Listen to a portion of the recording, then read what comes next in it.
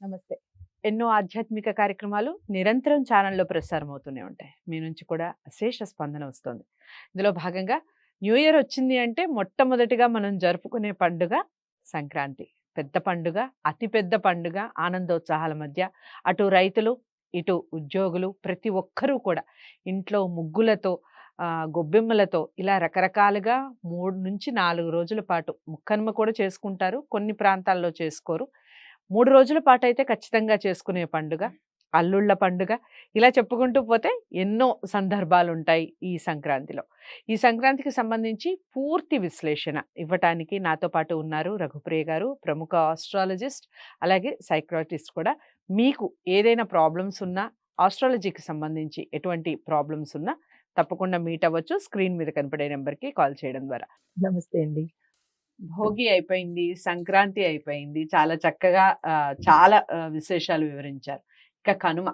కనుమ అనగానే ముందుగా గుర్తొచ్చేది ప్రయాణం అండి. అవును. అంటే చాలా విషయాలు మాట్లాడదాము. ఈ ప్రయాణానికి సంబంధించి చాలా మందికి డౌట్స్ ఉంటాయి. అవును. కనుమ అనగానే బయలుదేరకూడదని, హ్మ్. కాకి కూడా బయలుదేరదు అని హ్మ్. చాలా మంది మాట్లాడుతూ ఉంటారు కనుమకి సంబంధించి. ఎందుకు బయలుదేరకూడదు? ముందు ఆ విషయం చెప్పండి. ఓహ్! కనుమ ముందు రోజు ఆ ప్రశ్న చెప్పేద్దామా? అయితే కనుమ అనేది అంటే మనకి ఆ! ఆఫీసుల్లో లీవ్స్ ఇచ్చేవాళ్ళు హ్మ్. కనుమ వరకే ఇస్తారు. పాపం కనుమ రోజు బయలుదేరాల్సిందే, లేకపోతే మరుసటి రోజు మళ్ళీ అవును. లీవ్ కట్ అవుతుంది గదా అని ఉంటుంది. అవును. చాలా మందికి ఆ డౌట్ ఉంటుంది. హ్మ్. అందుకని ముందుగా ఆ ప్రశ్న అడిగాను. అవును. అయితే మనకి ఈ సంక్రాంతి పండగ అనేది 4 రోజులు హ్మ్. ఆహ్, ప్రథమంగా 3 రోజులు వస్తుంది. హ్మ్. అయితే ఒక్కొక్క భాగము అంటే ఒక్కొక్క రోజు మనకి భోగికి సంబంధించి ఒక విశిష్టత, ఒక పద్ధతి. హ్మ్. తర్వాత సంక్రాంతికి సంబంధించి క్లుప్తంగా అనుకుందాము. పెద్దవాళ్ళకి మనం ఇచ్చుకోవడం అవును. గాని, అవును. పంటలు ధాన్యలక్ష్మిని కొలుచుకోవడం కానీ, హ్మ్. నోములు, వ్రతాలు చేసుకోవడం కానీ, ఇలా ఇవన్నీ చేసుకుంటూ ఉంటాం. చెప్పారు. చెప్పడం సంక్రాంతికి జరిగింది. సంగతి. హ్మ్. తర్వాత ఈ కనుమ దగ్గరికొచ్చేటప్పటికి సంవత్సరం మొత్తము ఇది పశువుల పండగ. హ్మ్. సంవత్సరం మొత్తము మనకి ఏదో రకంగా పాపం ఎడ్లనుకోండి, అవును. దానికి సంబంధించిన జంతువులనుకోండి, హ్మ్. అవి మనకేం చేస్తాయంటే శ్రమను ఇస్తూ అవును. కష్టపడతాయి. హ్మ్. ఈ కనుమ రోజు వాటికి మనం ఆనర్ చేస్తున్నాము, రెస్పెక్ట్ ఇస్తున్నాము. హ్మ్. ఆ రోజుని మనం ఏం చేస్తామంటే అలంకారం చేసుకుంటాము. హ్మ్. అయితే మీరడిగిన ప్రశ్నకి ఆ రోజు రెస్ట్ కాబట్టి వాటిని కదిలించము. అది ఎందుకు అంటే పూర్వము మన ఈ ఎడ్ల ప్రయాణాలు బండ్ల చేసే మీదే ఆ!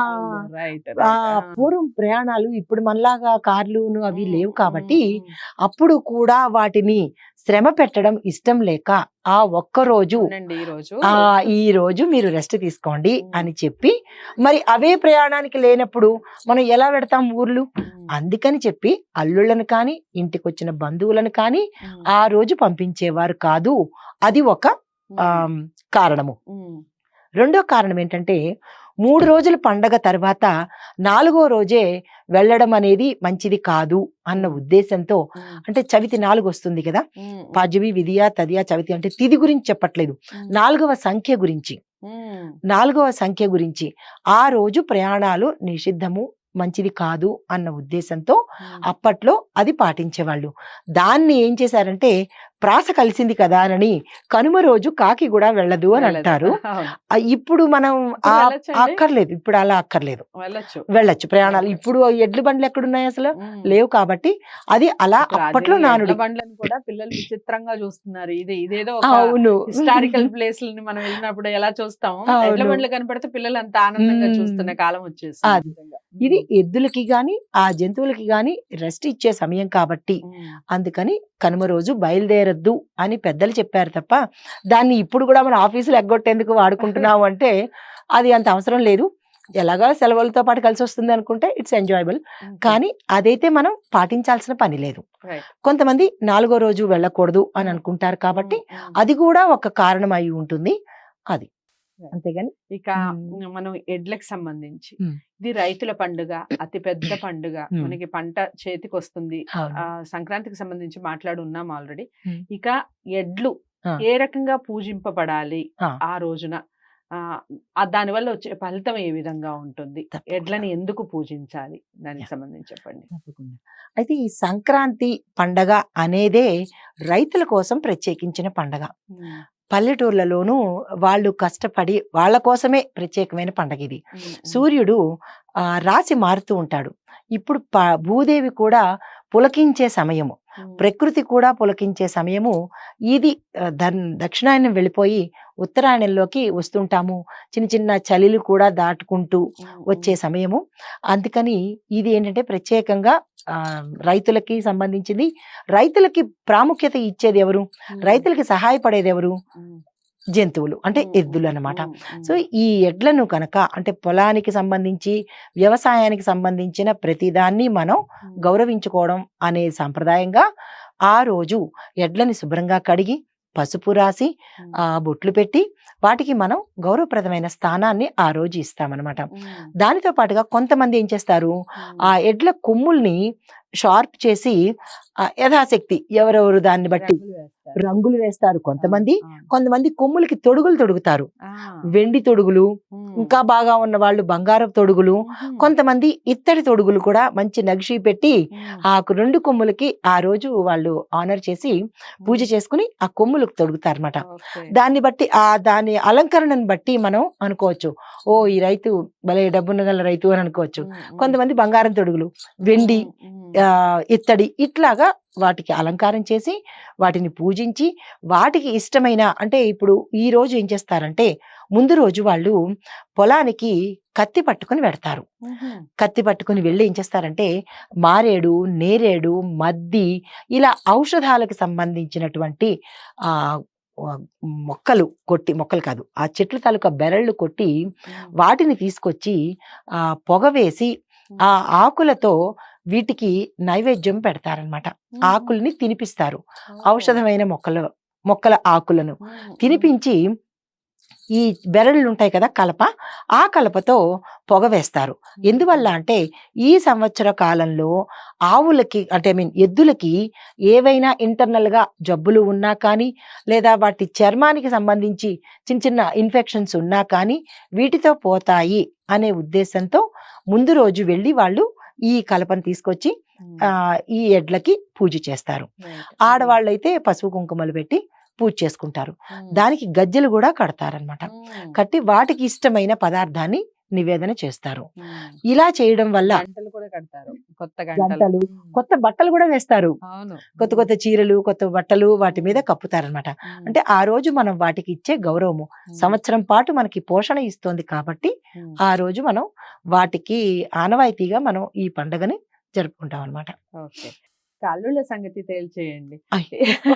ఈ అల్లుళ్ళు అలగడం ఏమిటి? అందులోను కనుమ రోజున అలగపాన్ పెక్కి అస్సలు దిగకపోవటం, వాళ్ళు కట్నాలు పెట్టించుకోవటం.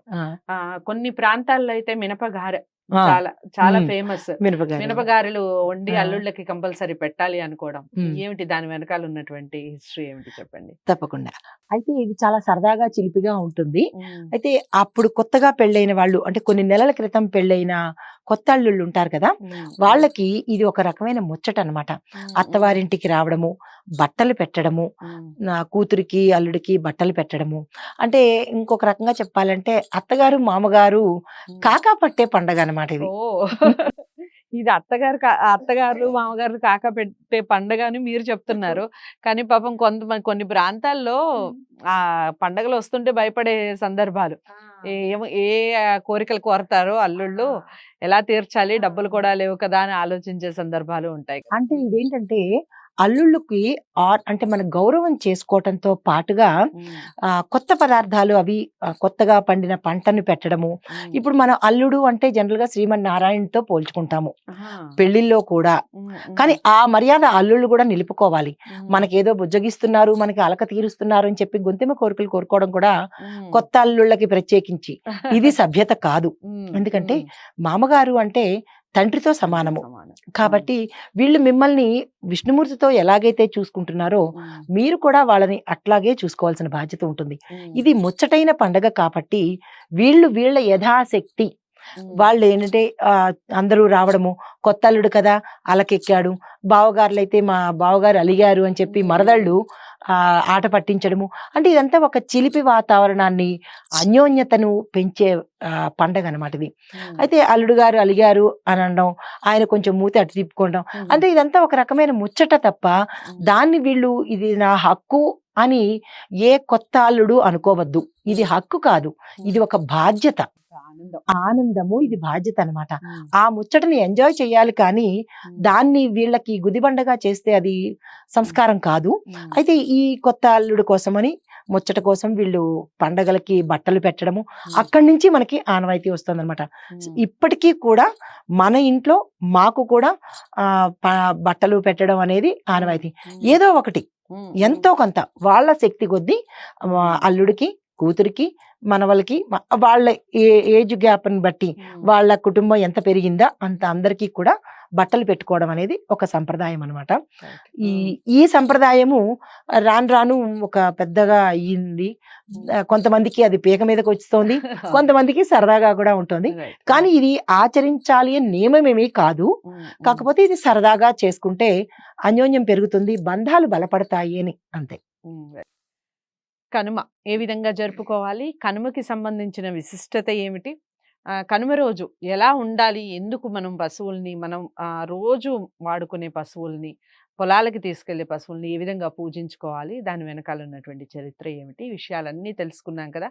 వీడియోని లైక్ చేసి షేర్ చేయండి, ఛానల్ని సబ్స్క్రైబ్ చేసుకోండి. మరో మంచి టాపిక్తో మళ్ళీ కలుద్దాం. నమస్తే.